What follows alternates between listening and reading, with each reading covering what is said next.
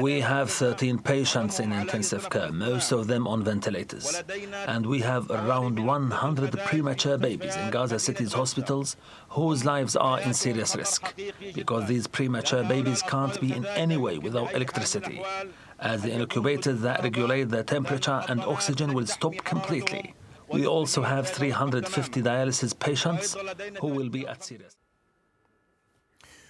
Further analysis, we're joined by Chris Gunness, former spokesperson for UNRWA, and he joins us live now from London. Chris, thank you very much indeed for your time. Look, just going through some of those numbers, it's a small miracle that injured Palestinians can get any care at all. You know, what's your assessment of the situation? Well, let's not lose sight of the big picture. Gaza has become a humanitarian holocaust. The elected leader of the Jewish people, who were victims of the Holocaust and the Nazi concentration camps, has announced that he intends to set up a concentration camp in southern Gaza. It is a huge historic irony that Germany, of all states, but also the European Union, the UK, the US, should be so complicit in this. But we also need to look at the commercial companies, such as the international banks, who are also potentially complicit through their support for the Gaza Humanitarian Foundation, which is basically a fig leaf for genocide and ethnic cleansing. In the face of this humanitarian holocaust, UNRWA's leadership, the organisation I used to work for, must revive the agency and elaborate a practical fundraising plan to avoid the Armageddon predicted by the UN's latest strategic assessment of simply dumping UNRWA services on the host countries, Jordan, Syria and Lebanon, where the refugees are. They must come together with their strategic allies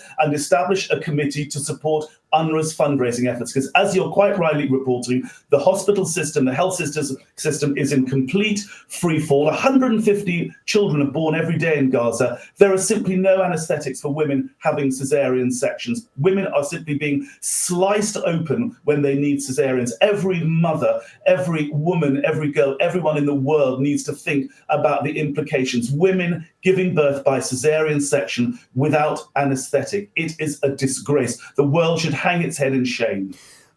But when it comes to the challenge of making sure UNRWA, the UN Agency for Palestinian Refugees, is able to operate again in the occupied territories, well, how challenging is that going to be? Because Israel has essentially limited its operations and limited its workforce.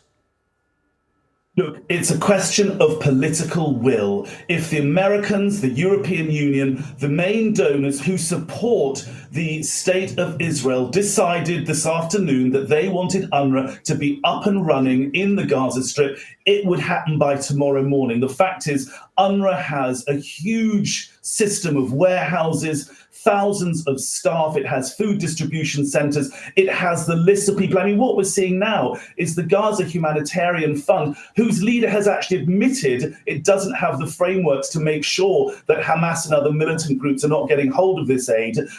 He has admitted this, which means basically the GHF is in violation potentially of US anti-terror, of European anti-terror, of all anti-terror legislation, which is saying that Hamas shouldn't get hold of taxpayers' money. And as I say, there's also the question of the banks. So if the political will existed to squeeze the GHF, because it is so clearly violating so many laws, so many of its main backers, international banks, have simply said they want nothing to do with it. So we need to bring maximum pressure to ease the GHF, to end the GHF's operations, which, as I say, are a fig leaf for genocide and ethnic cleansing.